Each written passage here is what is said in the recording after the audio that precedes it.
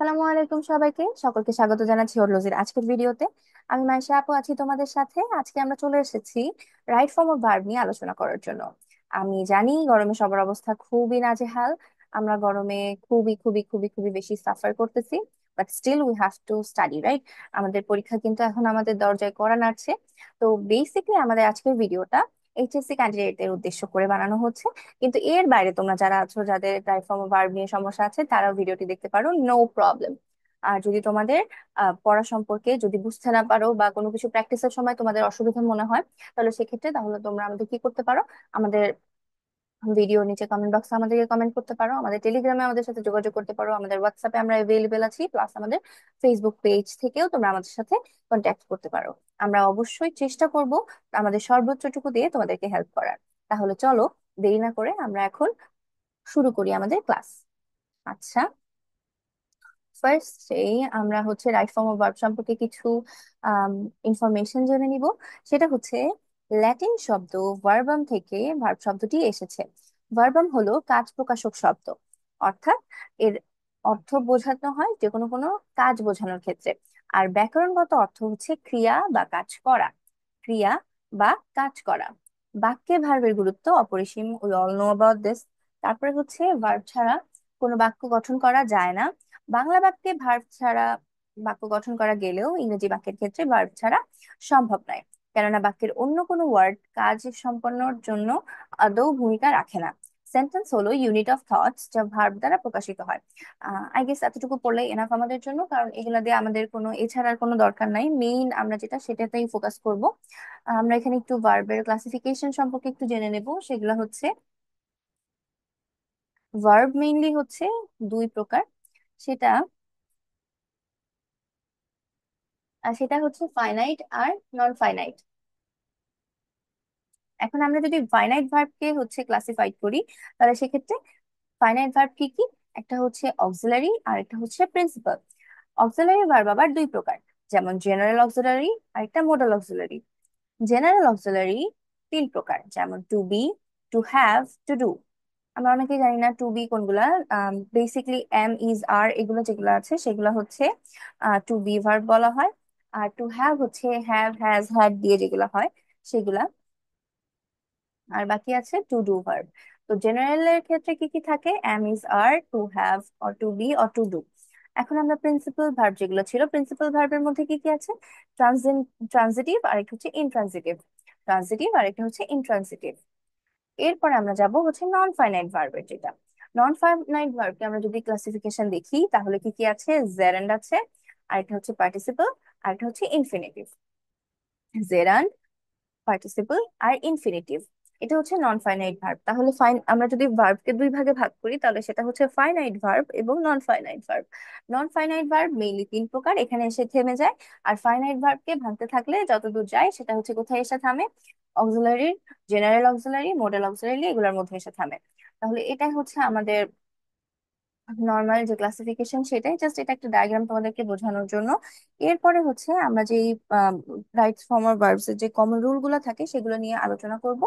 ফার্স্টেই আমাদের আছে, কোন সময়ের উল্লেখ থাকে না এমন সেন্টেন্স যদি always, regularly, generally, usually, occasionally, normally, naturally, frequently, everyday, daily, often, sometimes, তাহলে এগুলো যদি থাকে তাহলে কি হবে? প্রেজেন্ট ইনডিফিনাইট টেন্স হবে। অর্থাৎ Kamal always do his homework, Kamal always do his homework, তাহলে এগুলা কি হবে? Present indefinite. তাহলে এটাতে আমাদের যদি এরকম থাকে, তাহলে সেক্ষেত্রে আমরা কি দিব? ডাজ দিব। এখন তোমরা কি বলতে পারবে কেন আমাদের ডাজ ইউজ করা হলো? এটা আমরা বলতে পারবো যদি আমরা পরের রুলটা দেখি। এটা আমরা সবাই জানি, এটা খুবই একটা বেসিক রুল। এটা হচ্ছে প্রেজেন্ট ইনডিফিনাইট টেন্সে third third person singular number যদি থাকে, তাহলে কি হবে? ভার্বের শেষে এস বা ইএস যুক্ত হবে। থার্ড পার্সন বলতে আমরা কি বুঝি? থার্ড পার্সন বলতে বোঝানো হয় যে কোনো নাম, any kind of name, or he or she, এগুলা যখন থাকবে তখন সেটা কি হয়ে যায়? থার্ড পার্সন সিঙ্গুলার নাম্বার হয়ে যায়। সিঙ্গুলার থাকলে তখন আমরা কি করি, ভার্বের সাথে এস বা ইএস অ্যাড করি।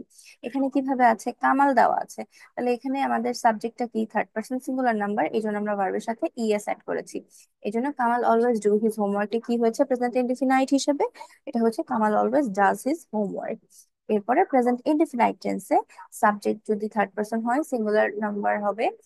সিঙ্গুলার নাম্বার হলে ভার্বের শেষে এস বিএস যোগ হবে, এটা আমরা সবাই জানি। এটার এক্সাম্পল হিসেবে আছে the earth move round the sun, তাহলে কি হবে, the earth moves round the sun. এরপরে কোন সেন্টেন্স দ্বারা universal truth, habituate fact, scientific truth এবং ঐতিহাসিক ঘটনা বোঝালে প্রেজেন্ট ইনডিফিনাইট টেন্স হয়। কোন সেন্টেন্স দ্বারা ইউনিভার্সাল ট্রুথ, হ্যাবিচুয়াল ফ্যাক্ট বা সায়েন্টিফিক ট্রুথ বলতে কি বোঝায়, যে যে কোনো ধরনের ঘটনা বোঝানো হলো বা যেগুলো চলে আসতেছে এগুলো কখনো চেঞ্জ হবে না, বা কোনো হ্যাবিচুয়েট কোনো কথাবার্তা, যে কোনো ধরনের সেন্টেন্স যদি থাকে তাহলে সেক্ষেত্রে কি হবে, প্রেজেন্ট ইনডিফিনাইট টেন্স হবে। যেমন I walk in the morning everyday, তাহলে আই যেখানে আছে এটা কি third person singular number, no. তাহলে এখানে কি হবে, যেটা ছিল সেটাই হবে প্রেজেন্ট ইনডিফিনাইট টেন্স, অর্থাৎ ভি ওয়ান, এটাই হবে। I walk in the morning everyday. এরপরে কোনো সেন্টেন্স যদি now, at this moment, at the moment, at present, day by day, increasingly, rapidly, right now ইত্যাদি দিয়ে থাকে, তাহলে ভার্বটি কি হবে, প্রেজেন্ট কন্টিনিউয়াস টেন্স। তার মানে কি, অ্যাট দিস মোমেন্ট বা এই মুহূর্তে বোঝানো হচ্ছে, তাই না? যখন এরকম করে বোঝানো হবে তখন আমরা কি করব, প্রেজেন্ট কন্টিনিউয়াস টেন্স ইউজ করব। যেমন ইউ সুইমিং, ইউ সুইম নাও। দেখো শুনতেই জানি কেমন জানি লাগছে, ইউ সুইম নাও, এটা শুনতে আমি তো হচ্ছে বলতে বলতেই সঠিকটা বলে দিচ্ছিলাম। তাহলে এটার ক্ষেত্রে আমরা সঠিকটা কিভাবে লিখবো, ইউ আর সুইমিং নাও। তাহলে প্রেজেন্ট আমাদের কি হচ্ছে, যে এখানে দেওয়া ছিল প্রেজেন্ট ইনডিফিনাইট ওয়েতে, বাট এটা আসলে কি হবে, প্রেজেন্ট কন্টিনিউয়াস টেন্সে হবে। প্রেজেন্ট কন্টিনিউয়াস টেন্সের হচ্ছে আমরা যদি স্ট্রাকচারটা দেখি, প্রেজেন্ট কন্টিনিউয়াস টেন্সে হচ্ছে থাকবে সাবজেক্ট, তারপরে বি ভার্ব, তারপরে হচ্ছে যেই ভার্বের সাথে কি আইএনজি প্লাস অবজেক্ট। তাহলে এটা কি হয়ে যাচ্ছে, প্রেজেন্ট কন্টিনিউয়াস টেন্স হয়ে যাচ্ছে। এরপরে কোন সেন্টেন্সে যদি just, just now, already, recently, yet, ever, lately, immediately, so far ইত্যাদি থাকে, তাহলে সেক্ষেত্রে কি হবে, প্রেজেন্ট পারফেক্ট টেন্স হবে। আমরা কি সবাই present perfect tense, present perfect টেন্সের হচ্ছে ইয়া জানি, স্ট্রাকচার জানি। স্ট্রাকচার হচ্ছে সাবজেক্ট প্লাস হ্যাভ বা হ্যাজ প্লাস ভার্বের সাথে ভি থ্রি প্লাস অবজেক্ট। যেমন সাবজেক্ট, হ্যাভ ভার্ব বা হ্যাজ, তারপরে হচ্ছে আমাদের ভার্বের পার্টিসিপল ফর্ম, তারপরে অবজেক্ট। তাহলে কি হয়ে গেল, they just finish their homework, তাহলে কি হবে, they have just finished their homework, or they have just finished their work. Question অনুযায়ী আমাদের অ্যান্সারকে দিতে হবে। তাহলে কি হলো, আমরা হ্যাভ ইউজ করলাম, এরপরে বি এর সাথে অর্থাৎ ভার্বের সাথে ভার্বের পাস্ট পার্টিসিপল ফর্মটাও অ্যাড করেছি। এরপরে অতীত নির্দেশক শব্দ বা ফ্রেজ, অতীত নির্দেশক শব্দ বা ফ্রেজ যেমন ইয়েস্টারডে, ওয়ান ডে আগো, তারপরে হচ্ছে ওয়ান্স,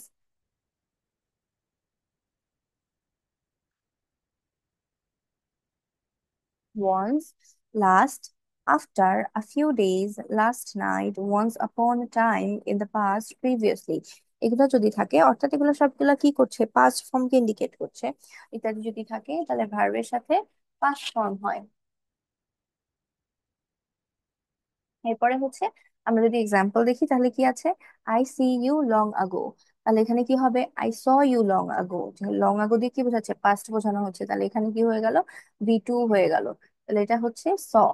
এরপরে কোনো কাজ পূর্বে শুরু হয়ে এখনো চলছে এরকম বোঝাতে, এগুলো খুবই বেসিক রুল যেগুলো আমরা ছোটবেলা থেকেই শিখে আসি।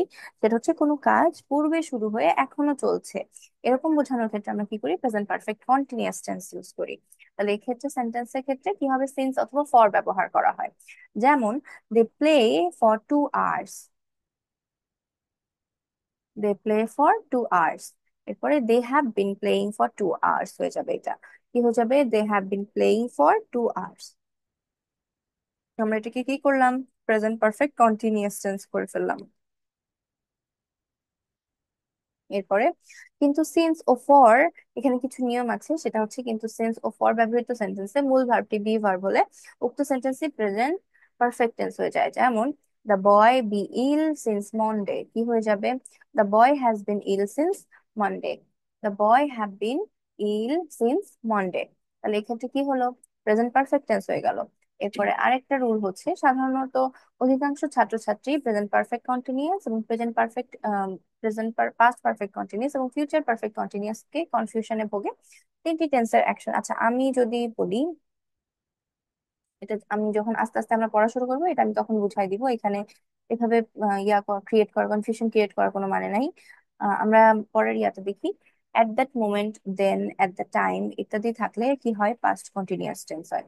অর্থাৎ at that moment, then, at the time. At the moment না, এটা হচ্ছে এট দ্যাট মোমেন্ট। তাহলে কি হবে? আমাদের পাস্ট কন্টিনিউয়াস টেন্স হবে। আমরা যখন প্রেজেন্ট কন্টিনিউয়াস টেন্স দেখেছিলাম তখন কি ছিল? এট দ্য মোমেন্ট। এখন পাস্ট কন্টিনিউয়াস টেন্সে কি হয়ে গেল? এট দ্যাট মোমেন্ট। এখানে হচ্ছে আমাদের তফাৎ, এভাবে আমরা বুঝে ফেলবো যে আমাদের কোথায় কি ইউজ করতে হবে। যেমন they play at that moment, কি হবে? They were playing at that moment. They were playing at that moment. এরপরে অতীতের দুটি ক্রমিক ঘটনার ক্ষেত্রে বিফোরের পূর্বে এবং আফটারের পরে পাস্ট পারফেক্ট টেন্স হয়, অন্যটি হয় পাস্ট ইনডিফিনাইট টেন্স। যেমন the student stood up after the teacher entered the room, কি হবে? এটা আমাদের পাস্ট পারফেক্ট টেন্স হয়ে গেল। যেমন the student stood up after the teacher had entered the room, or the patient died before the doctor came. The patient had died before the doctor came. তার মানে আমাদের একটা যদি প্রেজেন্ট পাস্ট ইনডিফিনাইট টেন্স হয়, এই যে দেখো এখানে একটা পাস্ট ইনডিফিনাইট টেন্স বা এখানে একটা past indefinite tense, past indefinite tense, past indefinite tense, P দিয়ে এখানে আমরা পাস্ট বুঝতেছি। তাহলে এই পাশেরটা কি হয়ে যাবে? পাস্ট পারফেক্ট টেন্স হয়ে যাবে। এই পাশেরটা কি হয়ে যাবে? পাস্ট পারফেক্ট টেন্স হয়ে যাবে। এক পাশেরটা পাস্ট ইনডিফিনাইট থাকলে অন্য পাশেরটা কি হয়ে যাবে? Past perfect, just normal as it.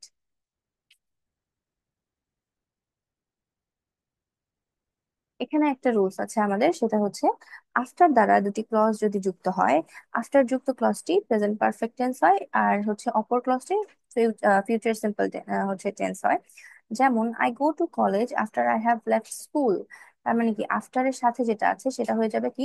Present perfect tense হয়ে যাবে, আর যেটা অন্যটা সেটা হয়ে যাবে ফিউচার ইনডিফিনাইট টেন্স। যেমন I shall go to college after I have left school, এটা কিভাবে আছে? এটা প্রেজেন্ট পারফেক্টে আছে। আর এটা কি হবে? এটা হয়ে যাবে হচ্ছে ফিউচার ইনডিফিনাইট।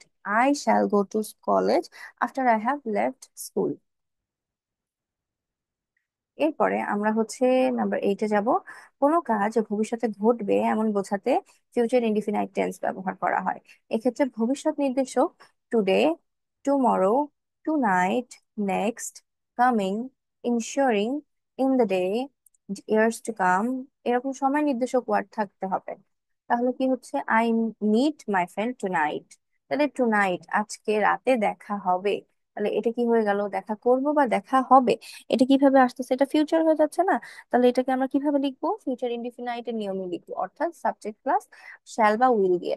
অর্থাৎ I will meet my friend tonight, এখানে আমরা উইল ব্যবহার করেছি। ওকে। নাম্বার 9, বাক্যে বাই দিস টাইম, বাই যে কোনো একটা টাইম হতে পারে, যেরকম যে কোনো ডেট হতে পারে বা যে কোনো মান্থ হতে পারে বা যে কোনো ইয়ার হতে পারে। তারপরে হচ্ছে নেক্সট যদি থাকে তাহলে নেক্সট এর পাশেও যে কোনো ডেট থাকতে পারে, যে কোনো মান্থ থাকতে পারে, যে কোনো ইয়ার থাকতে পারে। এরপরে বাই নেক্সট একই কথা, ওইভাবে যদি থাকে তাহলে ফিউচার পারফেক্ট টেন্স হয়। অর্থাৎ next August Lata and Tanim marry for 10 years. তাহলে এখানে কিভাবে আছে ম্যারি ফর? এটা টোটালি আছে হচ্ছে প্রেজেন্ট, হচ্ছে ইনডিফিনাইট টেন্সে আছে। তাহলে এটাকে আমরা কিভাবে নিব? ফিউচার ইনডিফিনাইট টেন্সে। এখানে লেখা আছে ফিউচার ইয়া হিসেবে, যে কোনো জায়গায় ফিউচার সিম্পল সেন্টেন্স তোমরা দেখতে পারো, ওটা মূলত প্রেজেন্ট হচ্ছে ফিউচার ইনডিফিনাইট টেন্স কে ইন্ডিকেট করছে। তো আমাদের কি হবে? এখানে ফিউচার পারফেক্ট টেন্স করতে হবে। Next August Lata and Tanim will have been married for 10 years. তার মানে কি?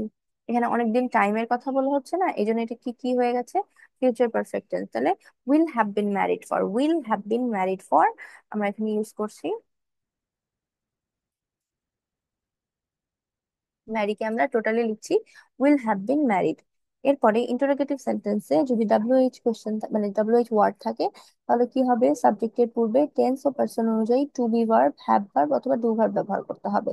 যেমন what you want, what you want, এটা শুনতেই কেমন জানি লাগছে, তাহলে এটা কি হয়ে যাবে? এখানে আমরা ডু ভার্ব ইউজ করবো, হোয়াট ডু ইউ ওয়ান্ট। খুবই সিম্পল। এরপর হচ্ছে সাবজেক্ট সিঙ্গুলার হলে ভার্বটি সিঙ্গুলার হয়, অর্থাৎ সাবজেক্ট প্লুরাল হলে ভার্বটি প্লুরাল হয়। শি বি মাই সিস্টার, এখানে কিভাবে আছে? সিঙ্গুলার ওয়েতে আছে, তাহলে কি হবে? ইজ হয়ে যাবে, শি ইজ মাই সিস্টার। তারপরে they be happy couple as I know, তারপরে they were happy couple as I know, as I knew মানে হচ্ছে অনেকজনকে চিনতো, তাহলে এখানে কি হয়ে যাচ্ছে? প্লুরালে আছে, এই জন্য এখানে কি হলো? ওয়ার হয়ে গেল। দে বলতে দুজনের বেশি, তাই না?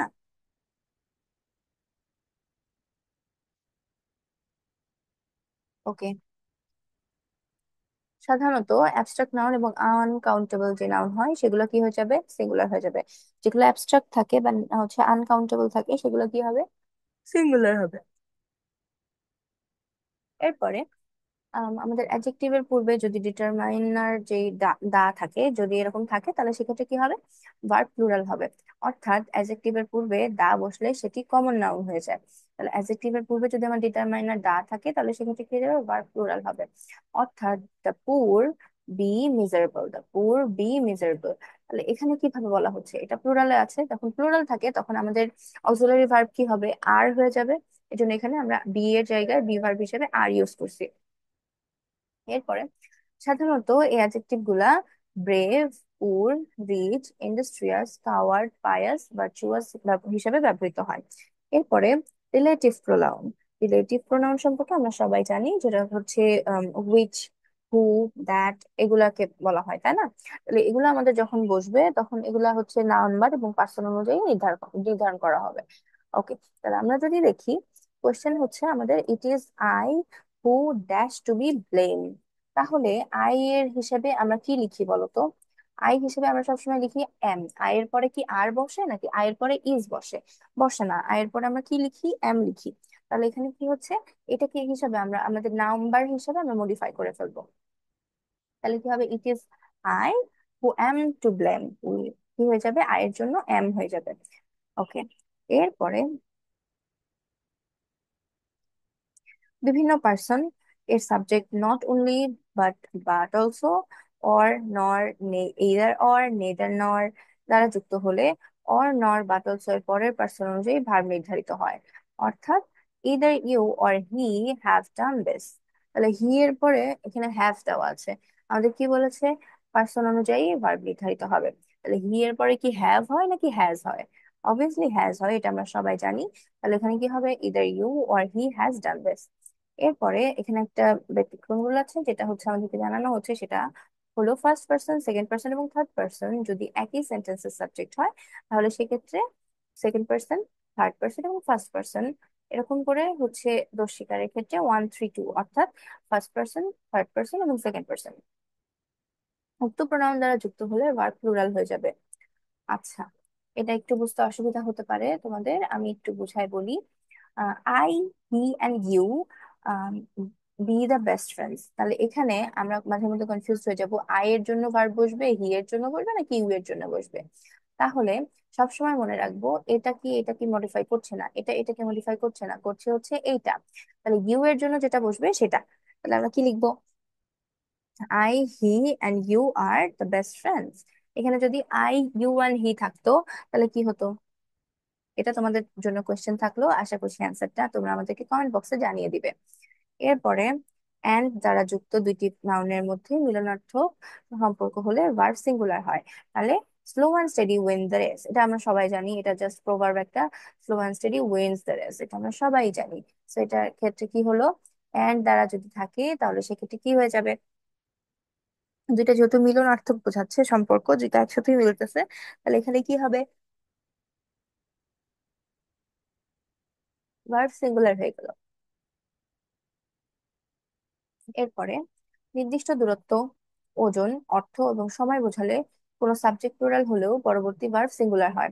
নির্দিষ্ট দূরত্ব, ওজন, অর্থ বা সময় বোঝালে কোনো সাবজেক্ট প্লুরাল হলেও পরবর্তী ভার্ব সিঙ্গুলার হয়। যেমন 10 miles dash a long distance. 10 miles is a long distance। এখানে কি বোঝাচ্ছে, যখন কোনো নির্দিষ্ট দূরত্ব, ওজন এগুলা বোঝানো হচ্ছে, তখন এখানে কি হিসাবে নিচ্ছি আমরা, সিঙ্গুলার প্লুরাল। সাবজেক্টটা প্লুরাল হলেও আমরা কিভাবে নিব, সিঙ্গুলার হিসেবে। যেমন 10 miles is a long distance। এরপরে দেয়ার বা হেয়ার দিয়ে যদি বাক্য শুরু হয়, তাহলে পরবর্তী ভার্বটি কি হবে, এটার ভার্বটি নাউন এবং নাম্বারের উপরে দেখে আমাদের কি করতে হবে, নির্ধারণ করতে হবে। নাউন এবং নাম্বার অনুযায়ী আমাদের কি করব, ভার্ব নির্ধারণ করব। যেমন they be a high school in our village. তাহলে there be a high school in our village, কি হবে এখানে, এখানে আমাদের হচ্ছে ভার্ব কিভাবে আছে, সিঙ্গুলার হিসেবে আছে, তাহলে এখানে কি হয়ে যাবে, ইজ হয়ে যাবে।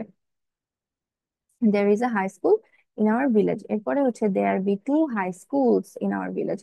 এই দেখো এখানে কিভাবে আছে, এটা কিভাবে আছে, এটা ছিল আগে সিঙ্গুলার, এখন হয়ে গেল কি প্লুরাল। তাহলে in our village, তাহলে there are two high schools in our village।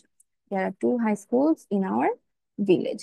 এরপরে দুই বা ততোধিক সাবজেক্ট and দ্বারা যুক্ত হলে ভার্ব প্লুরাল হবে। দুই বা ততোধিক সাবজেক্ট যদি and দ্বারা যুক্ত হয়, তখন কি হয়ে যাবে, প্লুরাল হয়ে যাবে। যেমন মিতা এবং Rita, Mita and Rita be friends. Mita and Rita are friends, এখানে দুইজনকে অ্যাড করা হয়েছে না অ্যান্ড দিয়ে, এই জন্য এখানে কি হয়ে গেল, আর হয়ে গেল। এরপরে দুটি সিঙ্গুলার নাউন অ্যান্ড দ্বারা যুক্ত হলে, যদি একটি পূর্বে আর্টিকেল দেওয়া থাকে তবে ভার্বটি সিঙ্গুলার হবে, কিন্তু যদি দুটির পূর্বে আর্টিকেল দেওয়া থাকে তাহলে ভার্বটি প্লুরাল হয়ে যাবে। আচ্ছা, আমি এটা একটু বুঝিয়ে বলি। ধরো দুইটা নাউন আছে, সিঙ্গুলার নাউন, এই দুইটাকে আলাদা করে যখন আমরা লিখতেছি অ্যান্ড দ্বারা অ্যাড করতেছি, তখন কি হয়ে যাচ্ছে, এই যে এটা একটা নাউন, এটা একটা নাউন, এটাকে আমরা এন্ড দ্বারা অ্যাড করতেছি। এখন একটার আগে যদি দা থাকে, তখন আমরা কি করব, এই দুইটাকে কি হিসেবে নিব, এই দুইটাকে আমরা সিঙ্গুলার ধরে নিব। কিন্তু দুইটার আগেই যদি দা থাকে, তাহলে সেক্ষেত্রে কি হয়ে যাবে, এই দুইটা তখন হয়ে যাবে প্লুরাল। এটা এখানে বলা হয়েছে। তাহলে the commander and captain be present here, তার মানে কি, যে কমান্ডার সেই হচ্ছে ক্যাপ্টেন, এখানে আলাদা কেউ নাই, যিনি কমান্ডার তিনি হচ্ছেন ক্যাপ্টেন। বি প্রেজেন্ট হেয়ার, তাহলে কি বলবো, the commander and captain is present here. এরপরে হচ্ছে the headmaster and the secretary. তাহলে এখানে কিভাবে আছে, আলাদা ভাবে আছে না, দুজনকে আলাদা ভাবে ইয়া করা হচ্ছে। তাহলে কি হবে, বি কামিং, তাহলে এটা কি হবে, the headmaster and the secretary are coming, এটা কি হয়ে গেল, প্লুরাল হয়ে গেল। আশা করছি আমি বুঝাইতে পেরেছি। এরপরে আমাদের হচ্ছে নাম্বার অফ। যদি নাম্বার অফ, মেজরিটি অফ, বা লট অফ অর মেনি ইত্যাদির পরে প্লুরাল নাউন থাকে, তাহলে প্লুরাল ভার্ব হয়। আর যদি হচ্ছে দ্য নাম্বার অফ, মেনি এগুলার পরে যদি সাবজেক্ট হিসেবে বসে, তখন কি হয়ে যাবে, ভার্বটি সিঙ্গুলার হয়ে যাবে। যেমন a number of boys dash present there, a number of boys dash present there, তাহলে কি হবে, এটা ওয়্যার হয়ে যাবে। এরপর the number of students be 500। the number of students is বা was হিসাবে আমরা দিয়ে দিতে পারবো 500। এখানে কি হয়ে যাচ্ছে, কেন সিঙ্গুলার হলো, কারণ এগুলার পরে কি আছে, সাবজেক্ট হিসেবে আছে।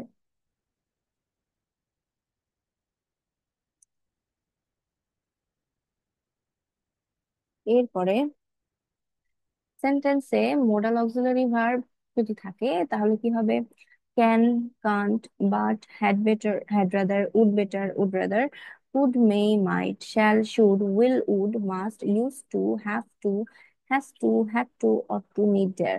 এগুলো আমাদের কিভাবে মনে রাখতে হবে, এগুলো মুখস্থ করার কোনো বিষয় না, এটা জাস্ট আমাদেরকে মনে রাখতে হয় জাস্ট নর্মালি। যেমন মোডাল অক্সিলারি কি কি, can, could, may, might, shall, should, will, would. তারপরে can't, but, had better, had rather, would better, would rather, use to, have to, has to, এগুলা কি হয়ে যাচ্ছে, আমাদের মোডাল অক্সিলারি হয়ে যাচ্ছে। এগুলো থাকলে কি হবে, প্রেজেন্ট ফর্ম হবে। I must help the poor, কি হয়ে যাবে, I must help the poor, সেমই থাকছে।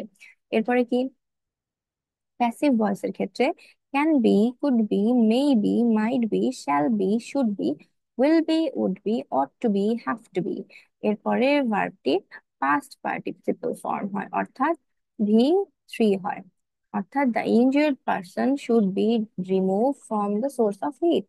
The injured person should be removed, এই যে রিমুভড হয়ে গেছে, এটা কি হচ্ছে, ভার্বের পাস্ট পার্টিসিপল ফর্ম, অর্থাৎ ভি থ্রি হয়ে গেল, from the source of heart, should be আছে এই কারণে, should be removed। এরপর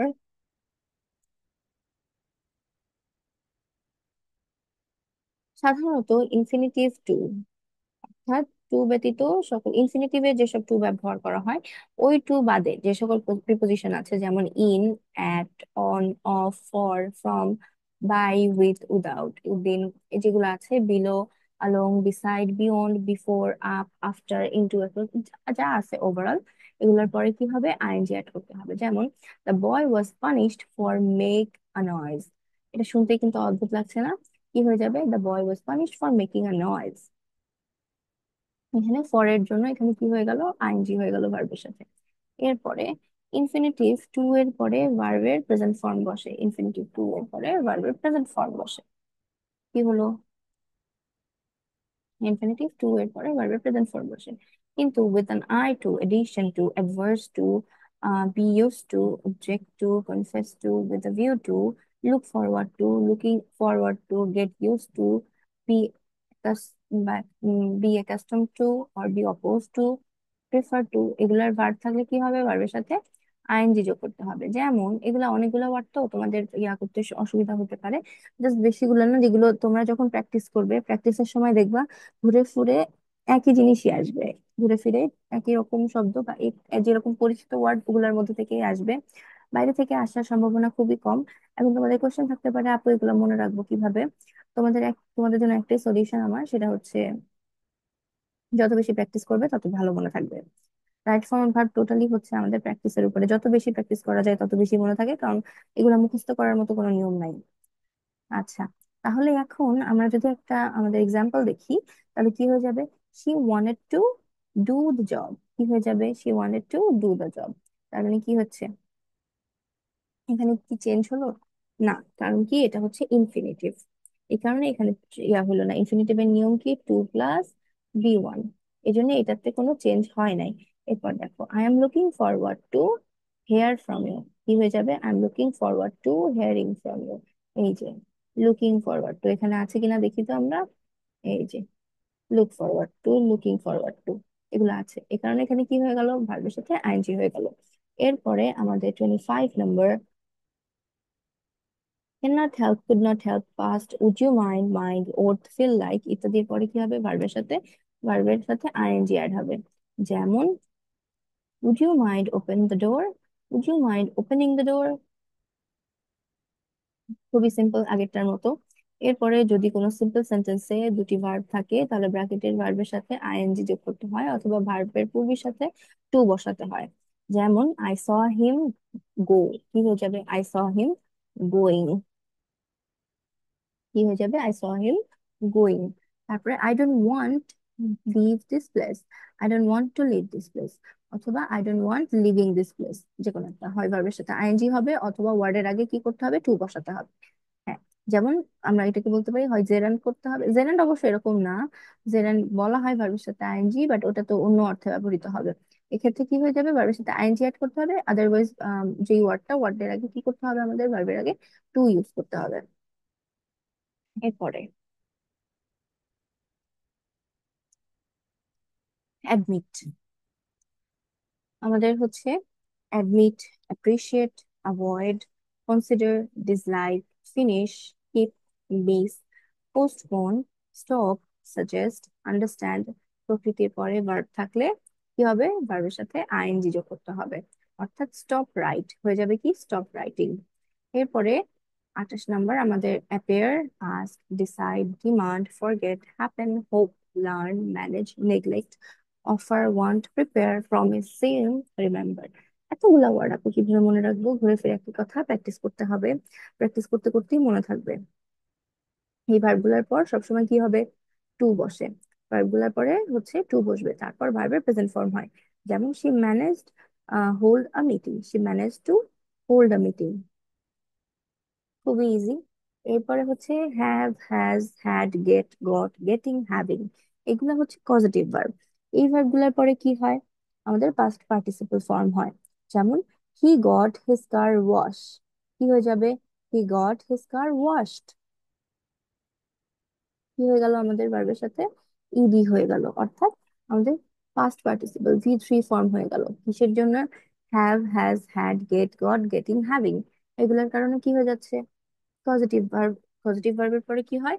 ভার্বের পাস্ট পার্টিসিপল ফর্ম হয়। এরপরে প্যাসিভ ভয়েসের সকল ক্ষেত্রে মূল ভার্বের কি হয়? পাস্ট পার্টিসিপল ফর্ম বসে। অর্থাৎ প্যাসিভ ভার্বের সকল ক্ষেত্রে মূল ভার্বের পাস্ট পার্টিসিপল ফর্ম। এটা আমরা জানি সবাই, যেমন Rome was not build in one day. কি হবে? Rome was not built.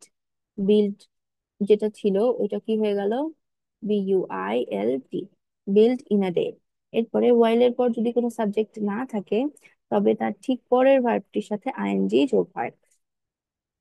অর্থাৎ ওয়াইলের পরে যদি আমাদের সাবজেক্ট না থাকে, তাহলে কি হবে? পরের ভার্বটির সাথে আইএনজি অ্যাড হবে। কিন্তু ওয়াইলের পরে যদি সাবজেক্ট থাকে, তাহলে ভার্বটি পাস্ট কন্টিনিউয়াস টেন্স হয়। ওয়াইলের পরে যদি সাবজেক্ট থাকে, তাহলে পাস্ট কন্টিনিউয়াস টেন্স হয়। যেমন while walk in the garden he was bitten by a snake. While walking in the garden he was bitten by a snake. তারপর while he ate he saw a bird. While he was eating, তাহলে কি হচ্ছে? he saw a bird. Past continuous tense হয়ে গেল। এরপরে আমাদের list যুক্ত যে সেন্টেন্স গুলা থাকবে, লিস্টের পরে কি হবে? Subject plus should or mite plus V1। অর্থাৎ লিস্টে যে শব্দগুলা থাকবে সেগুলা কি হয়ে যাবে আমাদের? Subject plus should, mite plus V1 হবে। হি ran fast lest he miss the train. He ran fast lest he should miss the train. এরপরে বাক্যের শুরুতে যদি উড দ্যাট থাকে, তাহলে সাবজেক্টের পরে কুড প্লাস V1 হবে। অর্থাৎ would that I go to America, would that I could go to America। তাহলে কি হলো? এখানে কুড হয়ে গেল। আমাদের যদি বাক্যের শুরুতে would that থাকে, তাহলে সাবজেক্টের পরে কুড প্লাস V1 হয়ে যাবে।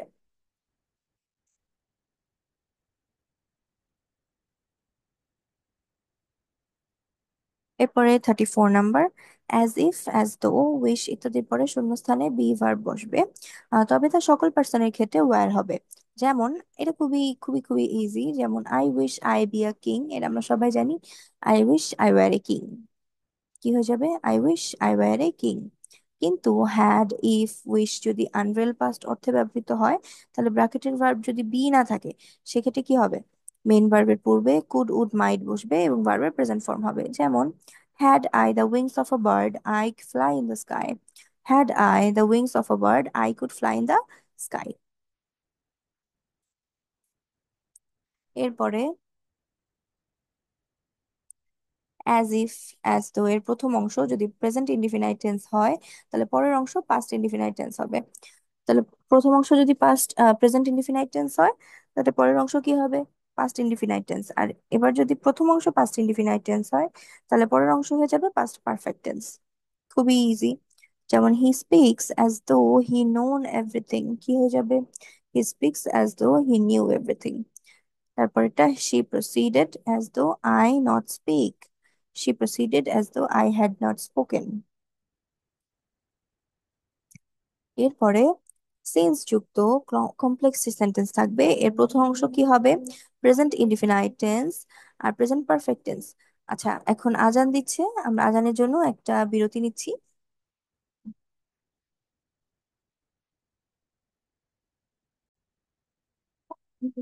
ক্লাস। আচ্ছা, এখন কি হবে? সিন্স যুক্ত কমপ্লেক্স সেন্টেন্সের প্রথম অংশে যদি প্রেজেন্ট ইনডিফিনাইট অথবা প্রেজেন্ট পারফেক্ট টেন্স থাকে, তাহলে পরের অংশ কি হবে? পাস্ট ইনডিফিনাইট টেন্স হবে। অর্থাৎ সিন্স যুক্ত যে কোনো ইয়াতে যদি ফার্স্টে থাকে হচ্ছে প্রেজেন্ট ইনডিফিনাইট অথবা প্রেজেন্ট পারফেক্ট, তাহলে পরে কি হয়ে যাবে? Past indefinite. আর সিন্স যুক্ত বাক্যে যদি ফার্স্টে থাকে হচ্ছে পাস্ট ইনডিফিনাইট, তাহলে পরে কি হয়ে যাবে? পাস্ট পারফেক্ট হয়ে যাবে। এটাই হচ্ছে রুল। খুবই ইজি রুল, এটা প্র্যাকটিস করতে করতেই মুখস্থ হয়ে যাবে আমাদের। যেমন it has been many years since I meet you. তাহলে কি হবে? ইট হ্যাজ বিন কিভাবে আছে? বলো তো কিভাবে আছে? এটা আমাদের প্রেজেন্ট পারফেক্ট হিসেবে আছে। তাহলে কি হবে? পরেরটা প্রেজেন্ট ইনডিফিনাইট, পাস্ট ইনডিফিনাইট হয়ে যাবে। তাহলে কি হলো? It has been many years since I met you. তারপরে it was long since I see him last. It was long since I had seen him last. এরপরে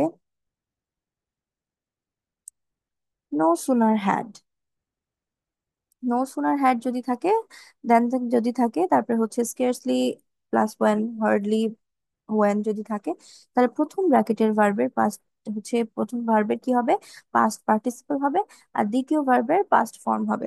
প্রথম ব্র্যাকেটের ভার্বের পাস্ট পার্টিসিপল হবে আর দ্বিতীয় ভার্বের পাস্ট ফর্ম হয়ে যাবে। যেমন hardly had we reach the station when it began raining, কি হয়ে যাবে, hardly had we reached the station when it began raining, কি হয়ে যাবে, বিজ্ঞান হয়ে যাবে, এন্ড এখানে রিচের জায়গায় রিচড হয়ে যাবে। কেন, ফার্স্ট এর ব্র্যাকেটটা কি হয়ে যাবে, পাস্ট পার্টিসিপল অর্থাৎ V3 হয়ে যাবে, আর পরেরটা হয়ে যাবে পাস্ট ফর্ম অর্থাৎ V2। খুবই ইজি। ফার্স্টে দেখো আমরা V3 করছি, পরটা হচ্ছে V2 করছি, যখন আমাদের নো সুনার হ্যাড থাকবে, যখন আমাদের স্কেয়ার্সলি ওয়ান থাকবে অথবা হার্ডলি ওয়ান থাকবে তখন। এরপরে it is time, it is high time, wish, fancy ইত্যাদির পরে যদি সাবজেক্ট থাকে তবে ভার্বের পাস্ট ফর্ম হয়। তাহলে কি হলো, it is time, it is high time, wish, fancy ইত্যাদির পরে যদি সাবজেক্ট থাকে তবে ভার্বের পাস্ট ফর্ম হয়। কিন্তু it is time, it is high টাইমের পরে যদি সাবজেক্ট না থাকে তখন কি হয়ে যাবে, ইনফিনিটিভ হয়ে যাবে, অর্থাৎ ভার্বের পূর্বে টু বসে, একটু আগেই আমরা শিখেছি। তাহলে কি হবে, it is high time you study hard, it is high time, এখানে আমাদের কি আছে, সাবজেক্ট আছে, এই জন্য আমরা কি করলাম, V2 করে ফেললাম, ইউ স্টাডিড হার্ড। আরেকটা, it is time protest against corruption, তাহলে কি হবে, এখানে কি আমাদের কোনো সাবজেক্ট আছে, না, তাহলে এখানে কি হয়ে যাবে, ইনফিনিটিভ হয়ে যাবে, অর্থাৎ to, it is time to protest against corruption. এরপর আমাদের কন্ডিশনাল আছে। তোমাদের কন্ডিশনাল থেকে সেরকম একটা কোয়েশ্চেন আসে না, আম, আসে তারপরেও। আচ্ছা, চলো শিখি। তাহলে কন্ডিশনাল আমরা কিভাবে কিভাবে শিখবো। আমরা ফার্স্টে শিখবো হচ্ছে জিরো কন্ডিশনাল। তার মানে কি, যদি ইফ এর সাথে ইফ থাকে, কখন, যখন কন্ডিশনাল থাকে, ইফ যুক্ত বাক্যকেই কন্ডিশনাল বলা হয় ফার্স্ট অফ অল। তাহলে ওটাকে কি হবে, ফার্স্টে আমাদের যদি হচ্ছে জিরো কন্ডিশনালের ক্ষেত্রে হচ্ছে যদি ইফ থাকে, তারপরে হচ্ছে প্রেজেন্ট ইনডিফিনাইট থাকে, পরেও কি হয়ে যাবে, প্রেজেন্ট ইনডিফিনাইটই হবে, অর্থাৎ if you hit water to 100 degree Celsius it boils, কি হলো, দুইটাই প্রেজেন্টে হলো। এরপরে ফার্স্ট কন্ডিশনাল মানে ইফ এর পরে যদি পাস্ট ইনডিফিনাইট হয় তাহলে পরেরটা কি হবে, ফিউচার ইনডিফিনাইট হয়ে যাবে। পাস্ট ইনডিফিনাইট হলে পরেরটা কি হবে, ফিউচার ইনডিফিনাইট, অর্থাৎ if it rains they will not go out. তাহলে দেখো তো এটা কন্ডিশনাল হয়ে গেল না, একটা আরেকটার সাথে শর্তবহুল হয়ে যাচ্ছে, যে যদি বৃষ্টি হয় তাহলে তারা বাইরে যাবে না। তাহলে এক্ষেত্রে কি হয়ে যাচ্ছে, ফার্স্ট কন্ডিশনাল। এরপরে হচ্ছে সেকেন্ড কন্ডিশনাল, ইফ এর পরে যদি পাস্ট ইনডিফিনাইট থাকে, তারপরে আমরা কি করব, সাবজেক্টের পরে would, could, might plus V1 add করব। ইফ এর পরে যদি পাস্ট ইনডিফিনাইট থাকে তাহলে আমরা would, could, might plus V1 use করব। যেমন, if I won the lottery, I would build a house with the money. If I won the lottery, I would build a house with the lottery. এটা হচ্ছে second conditional. এরপরে হচ্ছে third conditional. Third কন্ডিশনালের part কিন্তু দুইটা আবার। যেমন third কন্ডিশনালের পরেরটা অত একটা আসে না, বাট আমরা শিখবো, সমস্যা নেই। ফার্স্টে ইফ যুক্ত বাক্যে যদি পাস্ট পারফেক্ট থাকে ইফ এর পরে, অর্থাৎ ইফ এর পরে হচ্ছে আমাদের কি থাকবে, পাস্ট পারফেক্ট, তাহলে সেক্ষেত্রে কি হবে, সাবজেক্টের সাথে would have, could have, might have, আগেরটা কি ছিল, উড, কুড, মাইট, এখন হয়ে যাবে would have, could have, might plus V3 হয়ে যাবে, প্লাস সাবজেক্ট। যেমন, if I had seen him I would have given him this message. If I had seen him, আমি যদি তাকে দেখতাম আমি তাকে কি করতাম, মেসেজটা অবশ্যই দিতাম। এটা একটা। আরেকটা হচ্ছে থার্ড কন্ডিশনের আরেকটা ফেজ যেটা থাকে, এটা খুবই কম আসে মাঝে মধ্যে, হ্যাড প্লাস সাবজেক্ট যদি থাকে, তারপরে যদি V3 থাকে, মানে একটা সেন্টেন্সে যদি had plus subject plus V3 থাকে, তাহলে সেক্ষেত্রে পরেরটা কি হবে, সাবজেক্টের পরে would have, could have, might have plus V3 plus subject. Had I seen him I would have given him this message.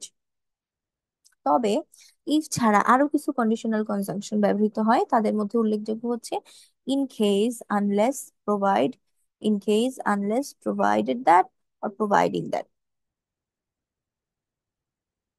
এইটা।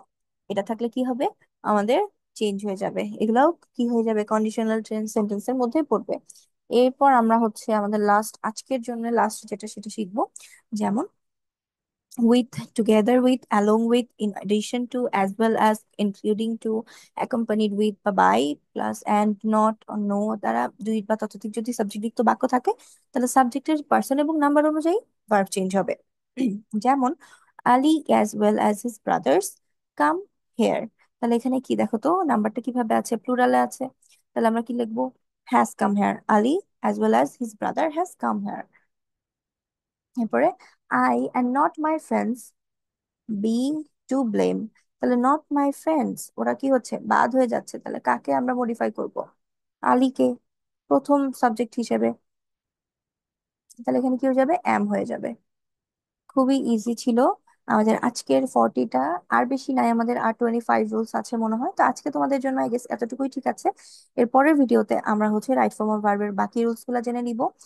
এই রুলস গুলাই আপাতত ক্লাস করে তোমাদের হচ্ছে যে প্র্যাকটিস বুক আছে বা গ্রামার বুক আছে, টেক্সট বুক দেখে প্র্যাকটিস করা শুরু করো, যেহেতু হাতে সময় খুবই কম। যেগুলো পারবা না সেগুলো অবশ্যই আমাদের লিঙ্কে, আমাদের